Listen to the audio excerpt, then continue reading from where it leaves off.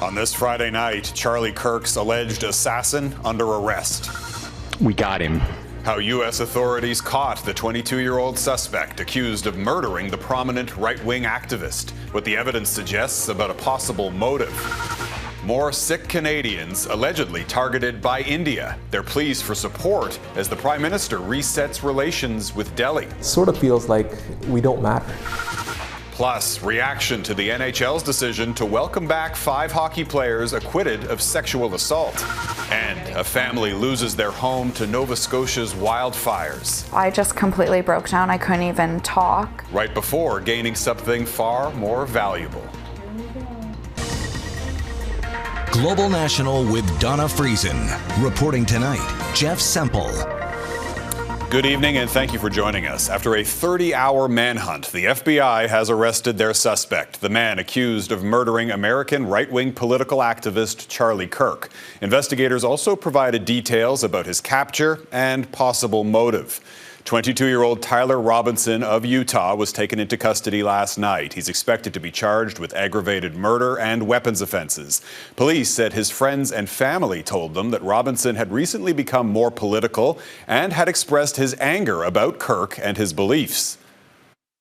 On the evening of September 11th, a family member of Tyler Robinson reached out to a family friend who contacted the Washington County Sheriff's Office with information that Robinson had confessed to them or implied that he had committed the incident.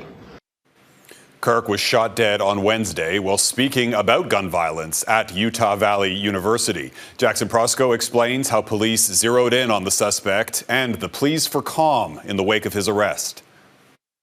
Good morning, ladies and gentlemen. We got him. The arrest was announced by Utah's governor. 22-year-old Tyler Robinson was taken into custody at his southern Utah home. The tip came from his own family after he allegedly indicated to them that he had shot Charlie Kirk. The suspect's family described him as becoming more political in recent years. Robinson mentioned Charlie Kirk was coming to UVU. They talked about why they didn't like him and the viewpoints that he had. The family member also stated Kirk was full of hate and spreading hate. Investigators won't comment on an exact motive. They believe he acted alone. Among the evidence police say they recovered, bullet casings inscribed with messages including, "Hey fascist, catch." This is what happens when you let good cops be cops. The 33-hour manhunt saw the FBI drip out information after mistakenly announcing an arrest on the day of the shooting. First came surveillance photos of the suspect.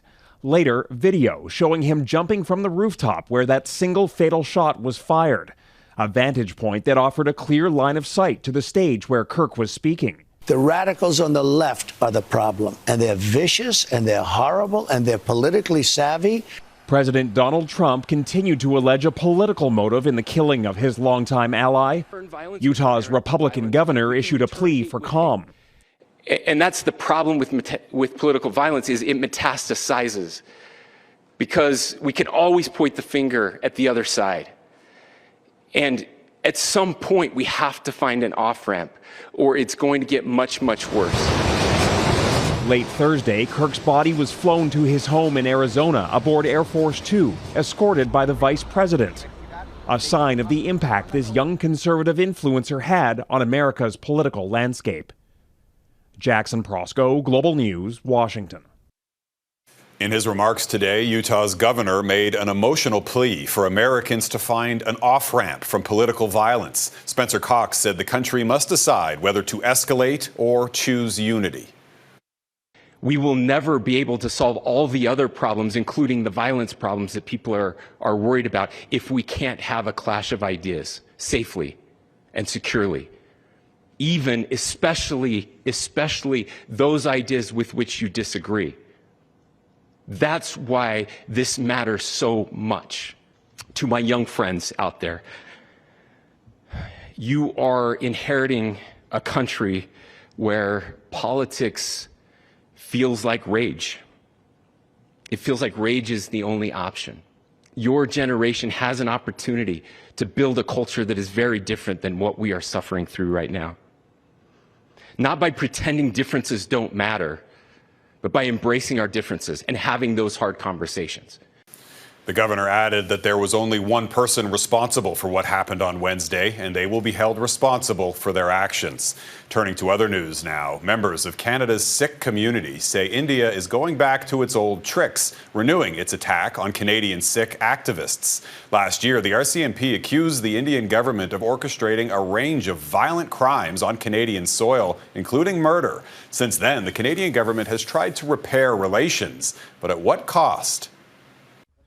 It was billed as a relationship reset. Canada's Prime Minister invited his Indian counterpart to Alberta's G7 this summer. Mark Carney looking to boost trade and turn the page on the recent past. Today I'm rising to inform the House of an extremely serious matter. Specifically, allegations from his predecessor and the RCMP that the Indian government was responsible for the murder of Sikh activist Hardeep Nijjar, along with a string of other violent crimes on Canadian soil. After a brief reprieve following those allegations, Sikh activists say it now appears India has picked up where it left off. We were notified that there was a threat to my life. After Nijjar was shot dead outside his BC Sikh temple in 2023, Inderjeet Gosal assumed his duties, campaigning for a Sikh separatist state in India's Punjab region, with plans to hold a symbolic referendum in Canada in November. But this week, Gosal received a call from the RCMP. He says he was told there was a credible threat against his life, and the Indian government was behind it. There is intelligence stating that they are here, and they're ready to take me out. And Gosal is not alone. Over the past month, at least 4 other Sikh activists have received similar warnings from police. It sort of feels like we don't matter. What other community is being targeted by a foreign government for assassinations, shootings, extortions? And it's completely being ignored. Sources told Global News last year that the 3 men accused of killing Nijjar are connected to India's notorious Bishnoi gang. The RCMP says the Indian government contracts organized crime groups like Bishnoi to conduct its dirty work against Canadians. The past 6 months have seen a surge of criminal activity across Canada, for which the Bishnoi gang has been blamed or taken credit, including murders, shootings, and extortions. We are seeing the Bishnoi gang on an absolute rampage across Canada, and the Canadian government seems like it has no desire to do anything. It's all about trade and supply chains, and nothing about safety and security. Gosal says police advised him to stop his activism for his own safety, but the young father says that's exactly what India wants. Me sitting out, staying low is not an option, and nor I'd rather take the bullet than go into hiding. A new twist in the year-long labor dispute at Canada Post that could affect your mail delivery. The union, representing 55,000 workers, is demanding the Postal Service get back to bargaining, or it will consider, quote, stronger actions. Taria Isri joins me now from Montreal. So, Taria, they're already talking about holiday season disruptions? Jeff, it may seem way too early to even be thinking about Christmas, but the union representing postal workers is already warning about potential delivery delays unless this labor dispute can be solved. When will it end?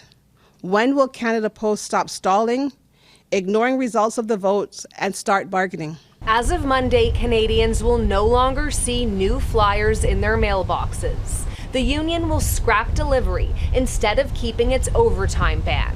The Postal Service fired back, saying the latest strike activity will only increase the uncertainty that is having a major impact on the business.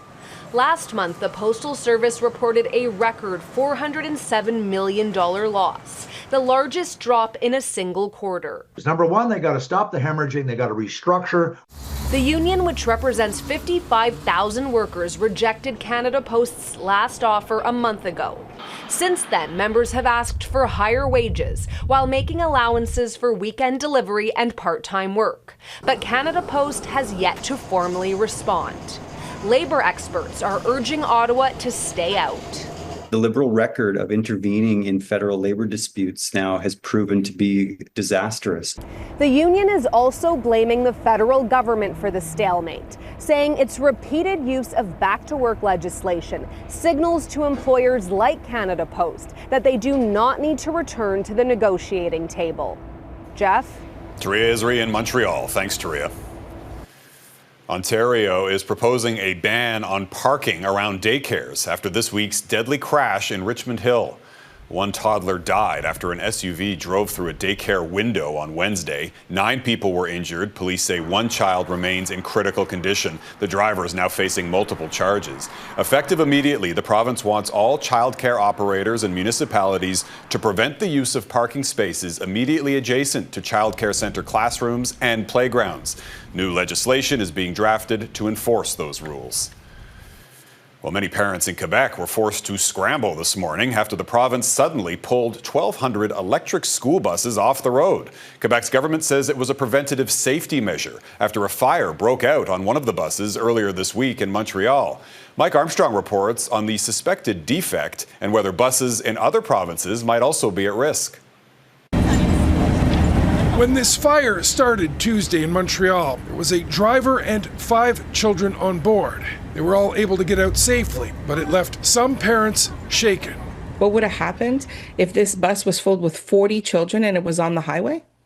Can you imagine the tragedy that would have happened? Well, what went wrong is being investigated by Transport Canada. The bus was manufactured by a Quebec company, Lion Electric, and it's not the first time there's been a fire. This was a Lion bus in Huntsville, Ontario in January, and this was outside Sherbrooke, Quebec last November. Well, the most recent fire appears to have been Strike 3. The province announced Thursday night it is pulling all 1,200 Lion buses in Quebec off the road for inspection, forcing several school boards to cancel classes last minute. We understand why the government made the decision. We don't disagree with it. Obviously, the timing was challenging. L'honorable Monsieur Justin Trudeau. Now, Lion Electric was at one point a Quebec success story. In 2021, the province and the federal government announced $100 million in government loans. With the wind in its sails, the company expanded to the U.S., opening this plant in Illinois in 2023. It was supposed to produce 20,000 vehicles a year, including trucks and ambulances. It is instead sitting empty. Sales were much slower than predicted, and the company's debts ballooned. Lion asked Quebec for more money earlier this year, but it was turned down, with the premier saying the province was already set to lose $140 million on Lion. The new group bought what's left of Lion in Canada to keep it going, but they've pulled out of the U.S. They tried to do everything at the same time to show that the technology was there, but they should have just stuck to the school buses until things were doing better. Mike Armstrong, Global News, Montreal. People in parts of southern Manitoba are mopping up after a huge rainstorm last night. About 2 months' worth of rain, around 135 millimeters, fell in just a few hours overnight, swamping streets, basements, and businesses. I spoke with one resident who runs an animal shelter, who says he and his wife rushed to the building in the middle of the night to rescue the animals. When we drove up and on the road, it was like an island, like the building is there and it was completely surrounded by water everywhere you looked. And it was about 2.5 feet of water on the parking lot, like to wade through. The couple was able to ensure all the animals were okay. Environment Canada says the flooding was the result of slow-moving thunderstorms, but no rainfall warnings were issued. A new survey shows domestic tourism is way up after Canadians changed their summer travel plans to avoid visiting the U.S. following President Trump's trade war. The Angus Reid report, commissioned by Monaris, found more than a quarter of Canadians changed, postponed, or canceled their travel plans to the U.S. and instead explored here at home. The survey shows 44% of Canadians chose to travel within their own province, while 30% visited others. The report also determined the shift boosted the Canadian economy by millions of dollars each day. Out of court and potentially back on the ice. Coming up. Reaction to the NHL's decision to allow 5 hockey players acquitted of sexual assault to make a comeback. Plus, Brazil's former president sentenced for plotting a coup.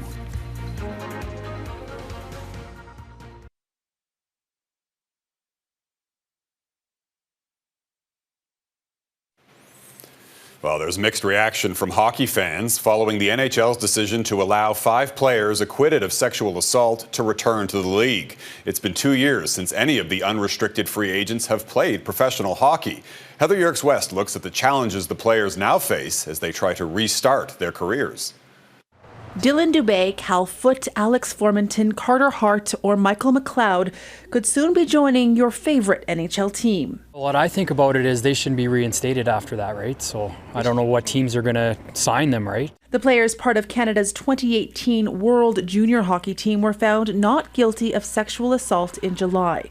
In a statement posted Thursday, the NHL said after reviewing the judge's decision, it's determined that the players' total time away from the game, more than 20 months, satisfies the required league-imposed discipline.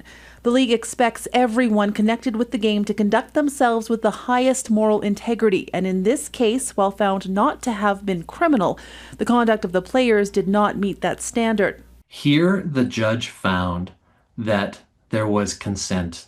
And the minute the judge found that there was consent, that means that no crime could have been committed.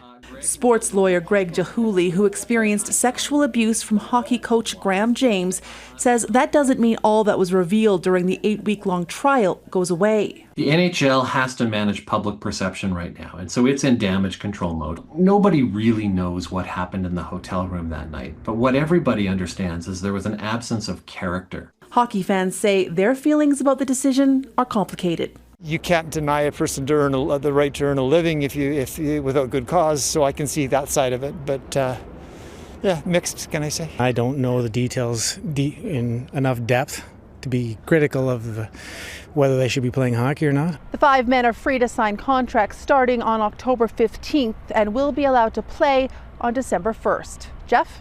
Heather Yerkes-West in Calgary. Thanks, Heather. Still ahead, Prince Harry's surprise visit to a war zone.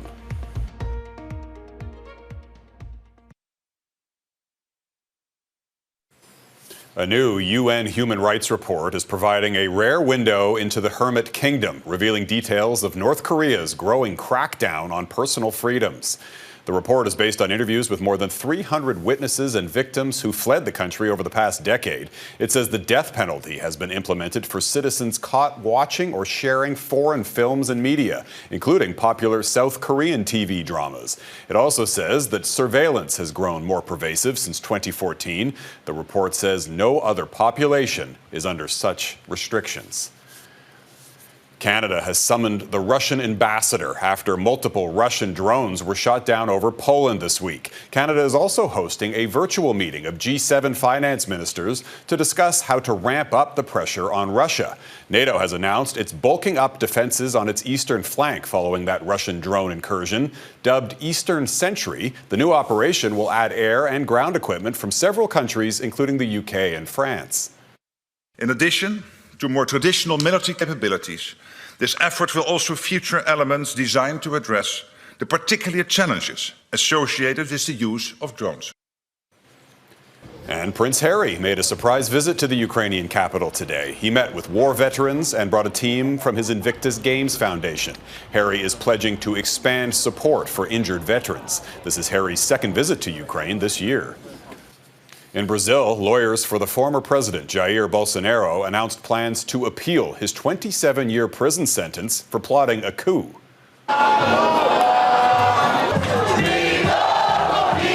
Bolsonaro's opponents celebrated into the night yesterday after Brazil's Supreme Court found him guilty of inciting riots after his 2022 election loss. Bolsonaro's son, who's also a lawmaker, says he expects the U.S. to level new sanctions on Brazil over the verdict. Donald Trump has said he is very unhappy with the ruling. Next, the power of positivity, how a Nova Scotia family is focusing on what they have instead of what they've lost.